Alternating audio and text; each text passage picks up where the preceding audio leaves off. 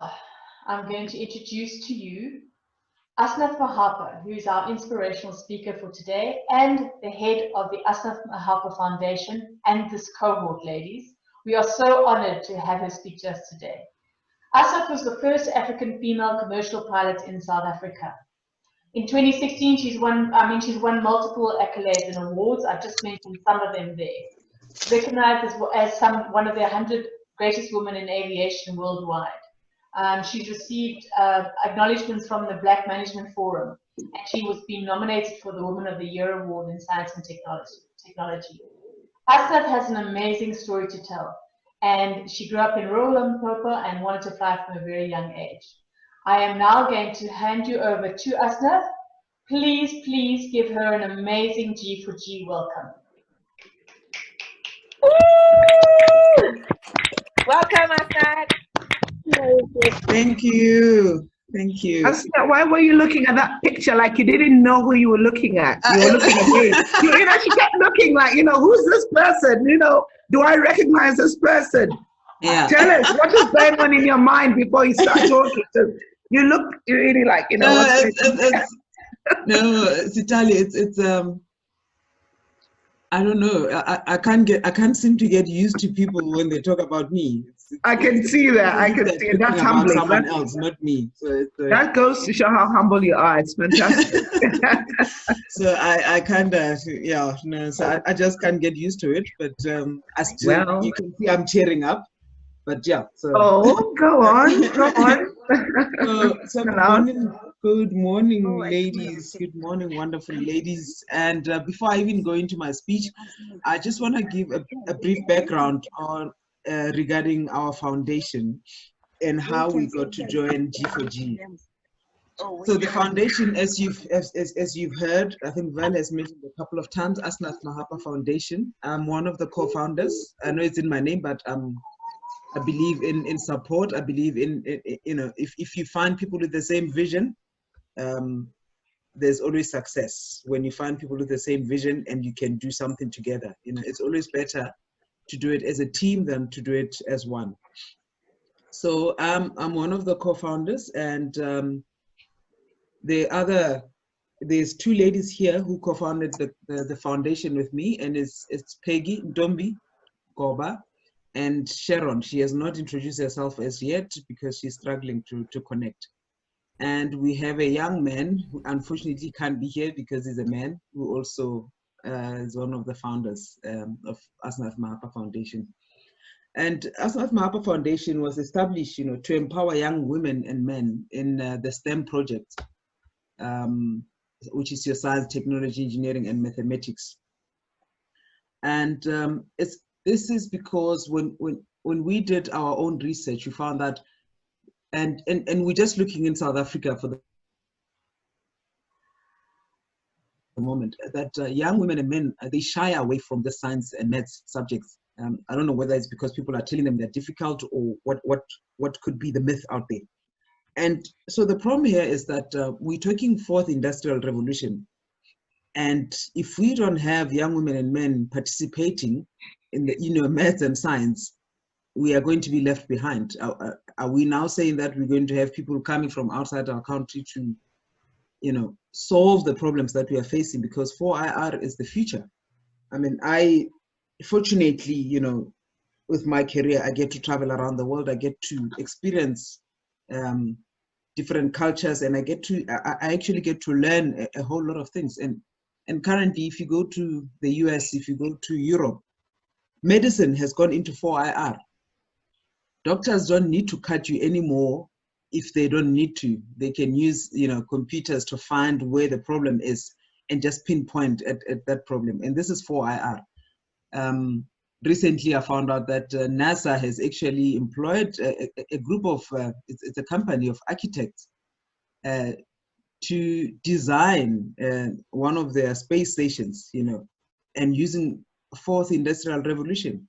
So this is where Asnath Mahapa Foundation is coming from. Unfortunately, with COVID, things have come to a standstill, but we can't let COVID hold us back. So we need to find a way, and we will, of continuing with the STEM projects and the application of it so far.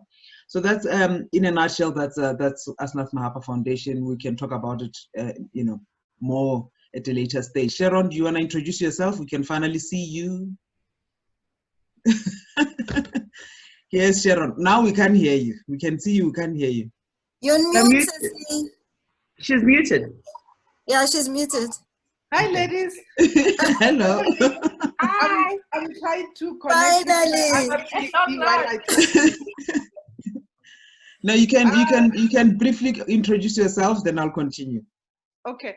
My name is Sharon Kikana. I'm also a co-founder of Asnath Mahapa Foundation, as Asnath says. My background is I'm an aircraft maintenance engineer by profession, avionics systems. I've been playing around with aeroplanes for the past 19 years. And I met Asnath 13 years ago, mainly because of the challenges that we both have been faced in the industry.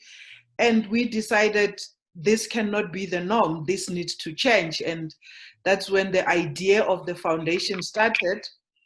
And how I became involved with G4G is on our STEM project, we've identified that most of our girls are lacking the soft skills. And so we decided to find a platform where we can have a mentorship program for the girls.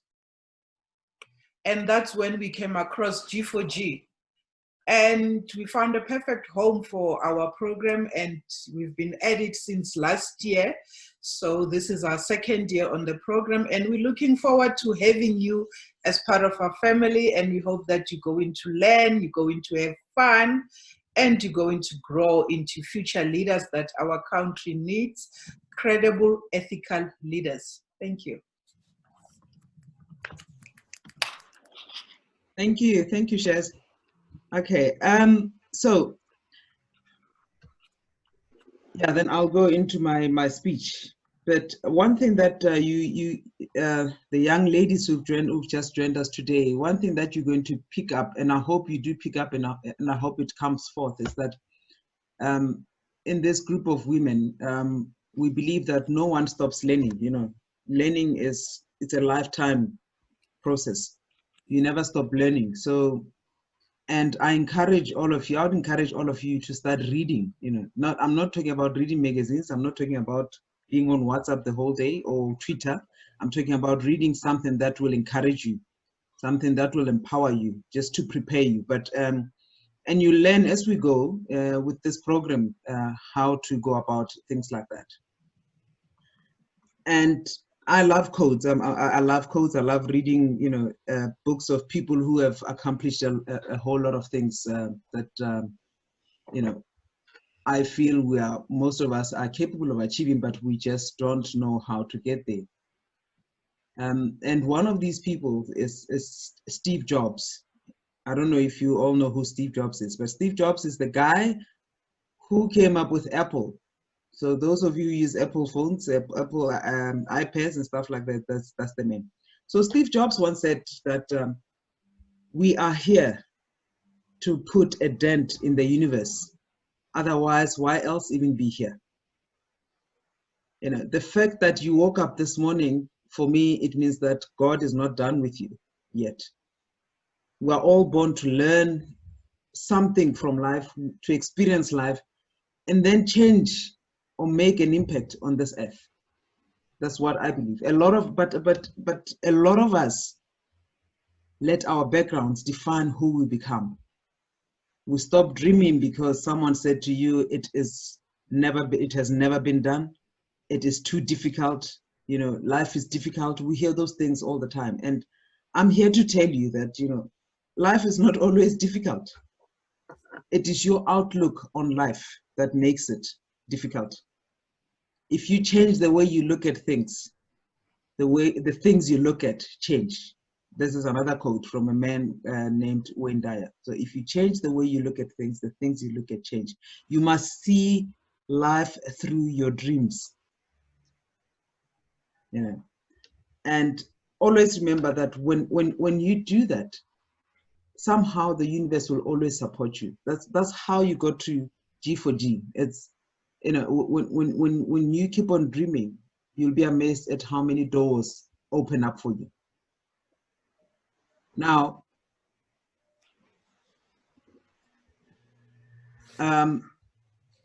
my background, I grew up in Limpopo, as Val mentioned, in a small village in Hamatlala area. Both my parents were teachers. When I grew up, we didn't even have electricity. We did not have running water for most of my childhood. But I was fortunate to have a mother like my mother. You know, she was fearless. My mom was fearless. She knew that women are equal to the task, that we are capable of achieving anything we put our mind to. But she also understood that it takes discipline and mental strength to achieve one's dreams. My mother was my village. We're talking about building your village in this session. My mother was my village. My mother is the one who supported me in a whole lot of things. But she did it as a mother, you know, not someone that I did not know outside. So she became my village without me even knowing that she's my village. But she was so strict that for me, it was just easier to do well at school than to go back home and answer to this woman. And, you know, it was not at school, only at school, that where she expected us to do well. She expected us to do well in everything, be it cleaning the house, be it doing the garden, you know, cleaning your room, you name it, it had to be done properly. And sometimes we don't understand as young people why our parents are very strict. And you'll find that if you have a mentor, your mentor will become strict in every area of your life. When you are strict in every area of your life, if you make sure that you do everything properly in every area of your life, that's when success comes through. So I didn't understand why my mother was that strict, but that was the discipline that I needed in order for me to accomplish this dream of mine of becoming a pilot. You have to go an extra mile in order for you to be different and to make a difference. Remember that. You know, and given where I come from, no one would have thought that a young girl from a village would become a pilot one day. And unfortunately, my mother then passed on when I was only 12 years old. That was just before my 13th birthday. But she gave me the principles of life, to be independent of other people's opinions about myself and the decisions I make. She taught me that nothing was impossible. What people said had no impact in my dream of becoming an airline pilot. You know, when I was 13 years old, all I ever wanted to be was to be a pilot. I imagined myself flying that Boeing 747. I don't know if you know the Boeing 747. For those who've passed Rand Airport, they are parked there now, these big aeroplanes. That's what I imagined myself doing. That's all I could see myself doing. And I'm glad we have quite a number of you who are doing science and maths, because I like the man Albert Einstein. I think you know him. And Albert Einstein, besides being a scientist, he liked to talk about imagination. You had me talking about what I imagined myself doing. And he said, imagination is more important than knowledge. Imagination is the language of the soul. Pay attention to your imagination and you'll discover all you need to be fulfilled. Unquote. Remember, it's impossible to think an impossible thought. Whatever your dream is, it is possible. And they say the true sign of intelligence is not knowledge, but imagination. So when I was in grade 11, this is a long time ago, you were not born. All the mentees here, you were not born. I met a man, Mr. Ike Mapoto. We all called him Bra Ike. He had come to our school to fetch his granddaughter. And somehow he found out that there was a child with a Mahapa surname at my school. So he sent his granddaughter to find me. When we met, he introduced himself, gave gave me his background, where he grew up. He grew up like about 5 kilometers from my village, so the next village basically. And he also told me that he was taught by both my grandfathers. So my paternal and my maternal grandfathers taught him in school. And so he knew my whole family. He knew my aunts, he knew my parents, he knew everybody in my family. And immediately after the introduction, he asked me, he said, you know, in our language, what do you want to do when you grow up? And without hesitating, I told him, Braik, I want to become a pilot. You know? And for the first time since my mother's passing, I met someone who knew that a human being was capable of achieving great things. Val mentioned it earlier that we are all leaders. We are all, you know, great in our own way. Always remember that we are brought into this world to be great because we all have greatness within us. This man took me seriously about this far-fetched dream of mine of becoming a pilot, and he took it upon himself to expose me to anything he thought was critical for me to know. All of a sudden, I had my village again, you know, someone who was there for me in my corner, supporting me, giving me support. And this man did that. He introduced me to so many people. I met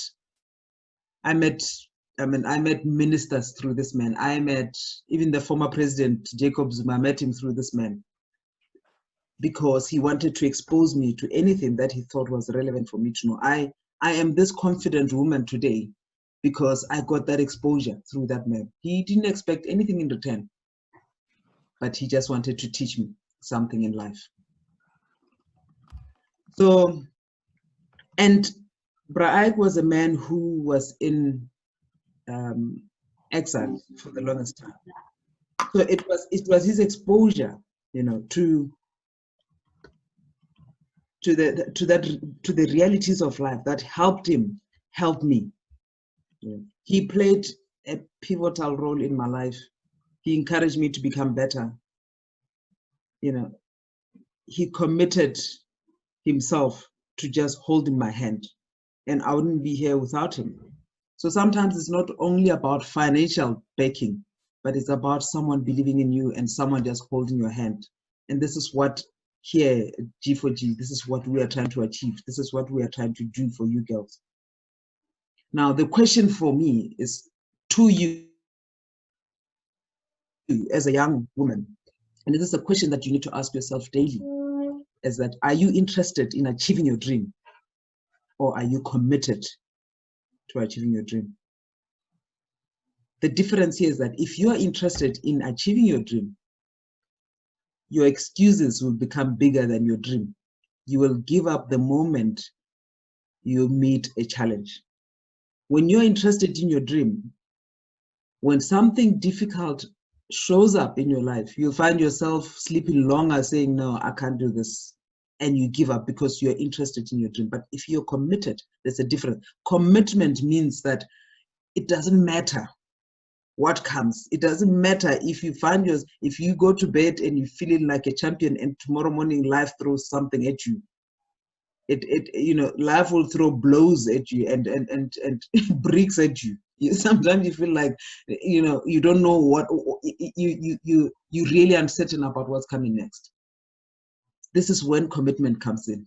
When you're committed, it does not matter what happens. You'll stand up every time and you'll move forward. You'll take, even if it's one step forward. That's commitment. So from here on, you need to build your village, you know. But when you're building your village, there's certain things that you need to remember. Is that you need, when you introduce yourself to people, you need to be authentic. You need to be your genuine self. Remain genuine, because when you're not honest, when you're not truthful about who you are, people can see right through that, and people will lose interest and walk away from that. So be your true self. That's the main thing, that that's the most important thing that you need to know. You know, there are things though that you need to do in order for you to succeed. Besides building your village, remember the people in your village. can walk the road with you. This road called life, they can walk it with you, but they cannot walk it for you. So there are processes in life that you need, steps that you need to take for you to be able to achieve. And these, these are just some of the things that I did on my part, some of the things that I still continue to do, and I just need to impart them with you. And you can use whatever you feel resonates with you. So something that you feel, no, there I felt Asnath, and this is something that I think I can use. So here's my list. One of the things that I do, I believe in, is self-value. Sorry, my family is just coming into the house now. They're making noise. I don't know if you can hear them. Self-value. A lot of times when there's a lot of issues in the society, in the community, with young women, self-value is almost always a factor in people's lives. So you need to value yourself. This means that you must want more for your life, more than the next person. You must make an effort to get out there and make your dreams a reality. That's number one. Number two, stay humble. There's nothing as exciting as remaining humble. Okay, stay humble.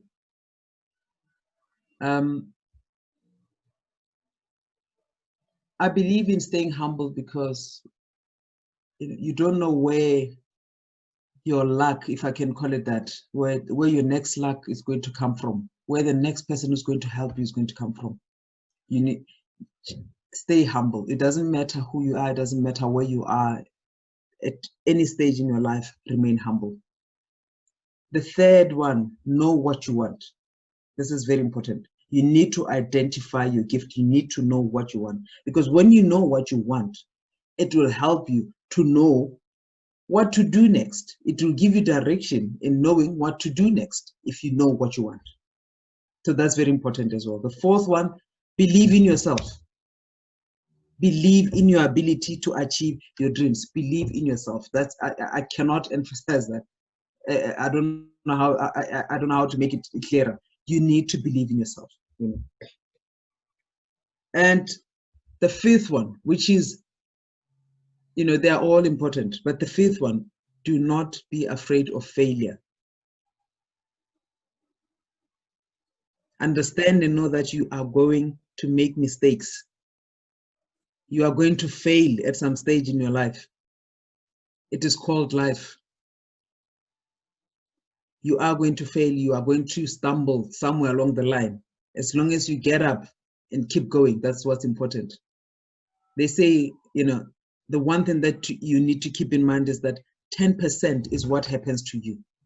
We like pointing fingers at people. 10% is what happens to you. 90% is what you do with what happens to you. You can't sit and keep pointing fingers at people just saying that, oh, so and so did this, so and so did that to me. No, that doesn't help. Whatever happened to you, you need to take responsibility. It's your life. Take responsibility and move on so that you can achieve your goals. And I'm actually at the end of my speech, but I just want to leave you with this.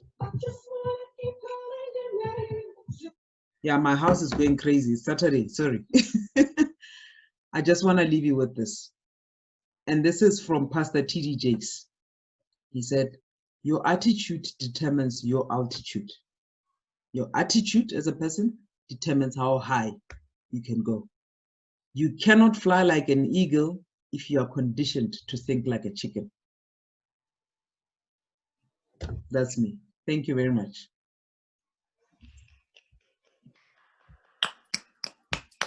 Wow. Thank you. Thank you. Thank you. Bye. Thank you so much, Asnath. Jules, have we got any questions? You must have some questions for Asnath. Please put your hand up if you'd like to ask a question. I see Musaiba. Go ahead. Hello, ma'am. Yes, hello. I wanted to ask if you may please repeat the last statement that says your attitude determines your attitude, something like that, because my network was a bit off. Oh, I was saying your attitude determines your altitude. Oh, thank you. Did you hear that? Attitude determines your altitude. Altitude as in how high you go. Your attitude will determine how high you can go. Oh, yes, thank you. Okay. Any other questions? Any other questions? Come on, girls.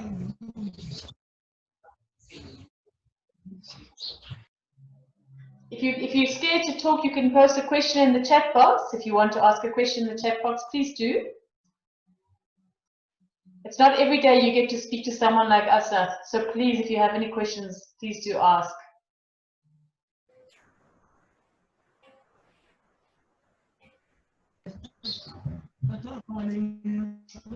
All right. Wow. Yeah. Go ahead. Does someone else want to ask something? No. Okay. Asnath, thank you so much. As always, you always bring such value to our sessions. Thank you very much. Thank you, Val. Hi, can I say something? Yes. Hi, Asnath, thank you. Fantastic and very inspiring. I'm going to be very cheeky, Asnath. Thank God for the fact we're in our home. So just to bring to reality this fantastic achievement of yours, why may I ask you to don your hat? We actually see our pilot. You know, it might inspire the unfortunately, just in awe, just make it real. Bring it for us onto the screen. And let them see that this is really it. So just unfortunately, bring it on and bring it on. Just let it see. I mean, I'm in awe, so I can imagine what the girls, they probably just can't ask. So just do that for us. Unfortunately, SAA, women don't have heads. That's the cheeky request. Women don't have heads at SAA. Yeah. Sorry? We don't wear heads, women at SAA. You're kidding me. I'm not kidding. Is that right? It is. That's what it is. At SAA, women don't wear heads. Those are things that still need to be corrected. Everywhere else, women wear heads, but we don't. Okay, just do that voice when you're in the cockpit. We just want to hear, you know, those things that you say, you know, this is your wherever flying you to whatever, you know. We just want that reality, just a mock-up. Bring the reality. Okay. Yeah, there we go. Okay. Someone's mic is on. Me? Okay. Okay. I can't. Okay. Let me go off camera. Then I'll talk. Okay. Oh, ladies and gentlemen, from the flight deck, it's a very good morning. We hope you enjoyed this flight with us. We are about to commence with our descent for London Heathrow Airport. At this stage, we should be touching down at 10 minutes past 6 o'clock. Weather in London, temperature this morning is 15 degrees Celsius with some light northwesterly winds blowing. At this stage, we don't expect it to be delayed. And if there's any changes, we will keep you updated. For now, please sit back, still relax and enjoy this flight with us. We'll speak to you again shortly after landing. Oh, wonderful. Thank you so much. Okay. Thank you. For a moment there, I felt like I was actually on a flight. It was so nice to remember what it used to be like. Yeah. I think you've flown me before. I think I recognize that voice. You've flown me before. Is it? Okay, thank you, ladies. Thank you. Any questions, ladies? One last chance for any questions. I love it. No, okay. All right, girls. I have something to say as well. Go ahead. I just had a memory there when Asna, you know, when you introduced her and she was looking at a picture like, who's this person? I also looked at that picture and I'm thinking, who's this person now? You know, every time somebody starts telling us a story, I get puzzled, you know, to think I've heard the story personally from her. I mean, I'm very close to her. I work with her and everything. But every time somebody talks about the story, I also get the same feeling. Like I get very surprised to say, okay, this is Asnath. Okay, Asnath is a friend of mine, but it just does not register that this is her and she's a pilot and now she's flying the 340s. That's why I've sent a message saying, nice one, Captain Mahapa, in inverted commas. So true. It's because of your humility, I think. So often, you know, you carry yourself in such a beautiful way that no one would ever realize how much you've actually accomplished because you're just such a genuine person. And I think that authenticity is exactly what we try and drive at Girls with Girls. And that's why you are such an amazing representative for us. So thank you so much, Asnath. Thank you again. Thank you, ladies. Thank you.